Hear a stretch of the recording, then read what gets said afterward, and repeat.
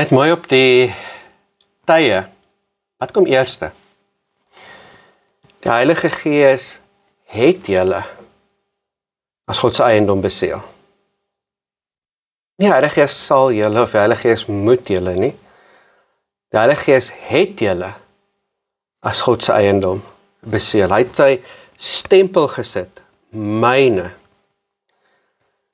Wanneer die dag wanneer God finaal sy koninkryk op aarde kom vestig, dan het ons God se merk op ons. In Openbaring staan daar die wat God se merk op hulle voorkop het. Heilige Gees het ons beseël. Nou, omdat ek beseël is, omdat ek gered is, omdat ek vergewe is, nou, moenie die Heilige Gees hartseer maak nie. Dink aan 'n gesin. Wie maak jou die hartseerste as hulle verkeerde dinge doen?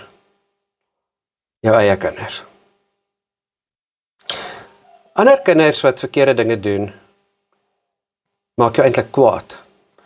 Jou eie kinders maak jou hartseer. Dis wie ons is. As jou eie kind verkeerde dinge doen, as jou eie kind nie doen wat jy hom geleer het nie wat jy vir haar vertel het nie, dan word jy hartseer. Dis wat God oor ons dink. Ons is sy kinders. Ons is beseël. Ons is deel van sy familie. Ek lewe nie om gered te word nie. Ek lewe omdat ek gered is. En nou wil ek nie my pa hartseer maak deur my dade en my woorde nie. Gaan ek en jy vandag lewe. Ons pa het vir ons geleer, ons pa het vir ons vertel, ons pa het vir ons gewys hoe 'n ware lewe lyk, hoe 'n goeie lewe lyk. Ons weet wat hy van ons verwag.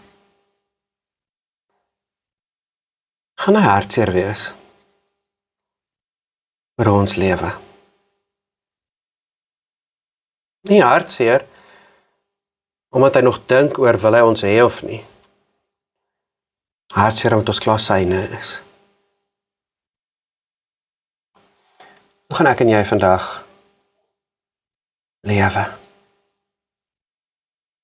Moenie die Heilige Gees hartseer maak nie. Want hy het jou as God se eiendom beseël. Met 'n merk op jou gesit wat sê God sinne.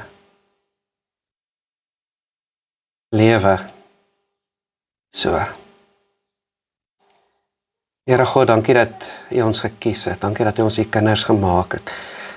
Dankie dat ons met U seël kan rondloop, wetende dat ons U sinne is.